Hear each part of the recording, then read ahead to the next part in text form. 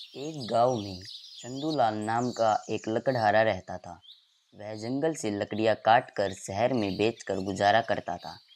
जब वह शहर में लकड़ियां बेच रहा था, तब उसकी नज़र एक कुम्हार की दुकान पर पड़ी। वहाँ पर दो घड़े रखे थे। दोनों घड़े देखने में काफ़ी अच्छे लग रहे थे। चंदूलाल ने सोचा कि इनको ले जाकर वह नदी से ज़्यादा पानी इकट्ठा कर सकेगा। यह सोचकर उसने दोनों घड़ों को ले लिया। अगले दिन उसने दोनों घड़ों को रस्सी की सहायता से एक डंडे में बांध दिया और नदी की ओर पानी लेने चला गया। नदी से उसने पानी भरा और अपने घर आ गया। घर जाने पर उसने देखा कि एक घड़े में पानी आधा था, जबकि दूसरे घड़े में पूरा पानी था। यह देखकर चंदूलाल समझ गया कि एक घड़ा फूटा हुआ है। उसने दोनों घड़ों का पानी एक बड़े बर्तन में डाल दिया। इसके बाद भी वह अगले दिन दोनों घड़ों को लेकर नदी पर गया और आकर उनका पानी बड़े बर्तन में डाल दिया।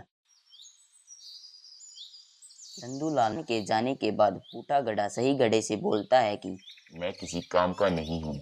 मैं रोज आधा पानी रास्ते में गिरा देता हूँ, फिर भी मालिक मुझे रोज नदी पर ले जाते हैं।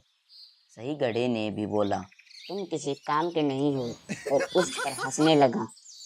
अगले दिन जब चंदूलाल नदी पर जाने के लिए घड़े लेने लगा, तो फूटा घड़ा चंदूलाल से बोला, मालिक, मैं किसी काम का नहीं हूँ, फिर भी आप मुझे लेकर जाते हैं। मैं आपकी मेहनत को खराब कर रहा हूँ, इसलिए मुझे यही छोड़ दो। इस पर चंदूलाल फूटे घड़े से बोला कि तुम अपने आप को बेकार मत समझो। तुम मेरे साथ चलो और रास्ते में आते समय रास्ते के फूलों को देखो, उससे तुम्हारा मन ठीक हो जाएगा। फूटा घड़ा मान गया और चंदूलाल दोनों घड़ों को लेकर नदी से पानी लेने चला गया। आते समय फूटे घड़े ने रास्ते के फूलों को देखा तो उसको बहुत अच्छा लगा, लेकिन जैसे ही घर पहुंचकर उसने अपने अंदर आधा पानी देखा तो वह फिर से दुखी हो गया।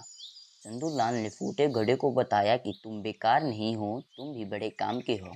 जब मुझे पता चला कि तुम फूटे हुए हो, तो मैंने फूलों के बीज लाकर रास्ते में बो दिए।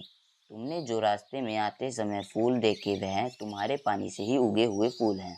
के साथ तुम्हारी वजह से मुझे फ़ायदा भी हो रहा है, क्योंकि इन रास्तों के फूलों को मैं बाजार में ले जाकर बेच देता हूँ। इससे मुझे इनकी अच्छी कीमत भी मिल जाती है। यह बात सुनकर फूटे घड़े को महसूस हुआ कि मैं बेकार नहीं हूँ, मेरा भी कुछ लाभ है। नैतिक शिक्षा।